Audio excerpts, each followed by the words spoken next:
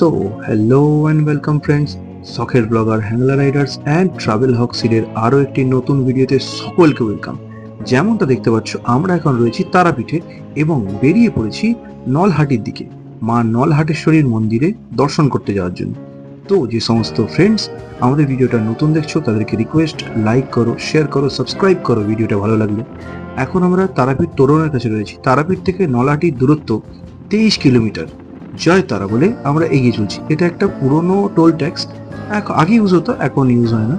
আর নলহাটেশ্বরের দিকে যেতে এটা এখন ব্রাহ্মণী নদী। রাস্তাটা খুবই খারাপ, এদিকে রাস্তাটা খুব একটা ভালো নয়। ব্রাহ্মণী নদীর ব্রিজের রাস্তাটা বা পরের রাস্তাটা, এরপরে যে আগের যে এখান থেকে বাঁদিক নিতে হবে, বাঁদিক নিলে স্ট্রেট গেলে আরে কিছুটাই। রাস্তা খুবই খারাপ, রাস্তার অবস্থা একদমই ভালো নয়। আর সেই সঙ্গে সামনে থেকে বড় বড় ডাম্পার আসছে। রাস্তাটা তো খারাপ হতেই হবে, মানে অন্য কোনো গাড়ি নেই, শুধু ডাম্পার আসছে। কি আসে যায় এটা দিয়ে জানি না। ব্রিজটা খুব একটা বেশি পুরনো বলে মনে হচ্ছে না, কিন্তু রাস্তাটা খুবই খারাপ, মানে এত খারাপ যে লরিগুলো নিজেদের লেন ছেড়ে বাঁদিকের লেন ছেড়ে ডান দিক দিয়ে আসছে। এই সামনে দেখো একটা লরিওয়ালা ডান দিক দিয়ে আসতে শুরু করবে। তো যাই হোক, পড়ি মুড়ি করে এই ভাঙা খানাখন্দে ভরা রাস্তা পার করতে করতে আমরা ফাইনালি এসে পৌঁছলাম মা নলহাটেশ্বরী মন্দিরে।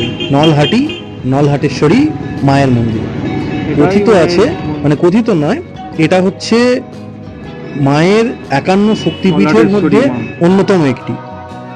শ্রী বিষ্ণুর সুদর্শন চক্রে যখন মায়ের 51টি খণ্ড হয়েছিল শরীরে, তার মধ্যে মায়ের গলার নলি বা উইন্ড পাইপ যেটা, সেটা এখানে পড়েছিল।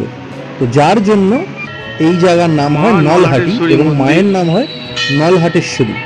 মায়ের গলার নলি পড়েছিল। এটা একটি শক্তিপীঠ, 51 হিন্দুদের পবিত্র 51 শক্তিপীঠের মধ্যে এটা একটি শক্তিপীঠ। সকলের মঙ্গল করো মা। তো যখন আমরা পৌঁছেছি তখন পূজারী মায়ের শৃঙ্গার কমপ্লিট করছিলেন, মাকে সাজাচ্ছিলেন। এই দেখতেই পাচ্ছ মায়ের চোখ পরিষ্কার করা হচ্ছে এবং মন্দিরের দেওয়ালে মায়ের 10 মহাবিদ্যার মূর্তি বানানো রয়েছে, মায়ের অপূর্ব রূপ।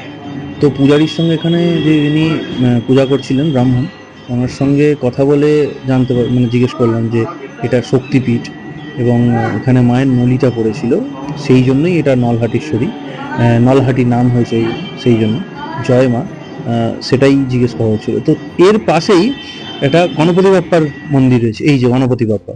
তো প্রথমে আমরা যখন দেখেছিলাম, দেখে ভাবলাম যে এই যে যার উপরে উনি বসে আছেন সেটা হয়তো কোনো মাটির ঢিপি, কিন্তু বললেন যে না, এটা মাটির ঢিপি নয়, ওটা পাহাড়। তার পাশেই রয়েছে বাবা ভোলানাথের এই অপূর্ব সুন্দর মন্দিরটি। মন্দিরের ভেতরে তখন সন্ধ্যাবেলা আরতি চলছিল, 3-4টি এখানে শিবলিঙ্গ রয়েছে। তো যাই হোক, মায়ের দর্শন করে, বাবার দর্শন করে আমরা আবার এগিয়ে চলছি। আর এখান থেকে সোজা চলে যাওয়া হয় তাহলে ওটা বোলপুরের দিকে চলে যাচ্ছে, আর বাঁদিকে গেলে তারাপীঠ। তো এর পরের ভিডিওতে দেখাবো আসার রাস্তায় একটা বড় অ্যাক্সিডেন্ট হয়েছিল। এই যে তারাপীঠ গেট দেখাচ্ছি, তো আসার রাস্তায় একটা বড় অ্যাক্সিডেন্ট হয়েছিল, সেটা পরের ভিডিওতে দেখাবো। তো যে সমস্ত ফ্রেন্ডস ভিডিওটা শেষ পর্যন্ত দেখলে তাদের সকলকে ধন্যবাদ এবং থ্যাংক ইউ। ভিডিওটা যদি ভালো লেগে থাকে তো লাইক করো, শেয়ার করো, আর কমেন্ট করে জানিও তোমাদের কেমন ভিডিও ভালো লাগে বা ভিডিওতে আর কি করলে তোমাদের ভালো লাগবে। অপেক্ষা করো পরের ভিডিওর জন্য। ততক্ষণের জন্য জয় তারা।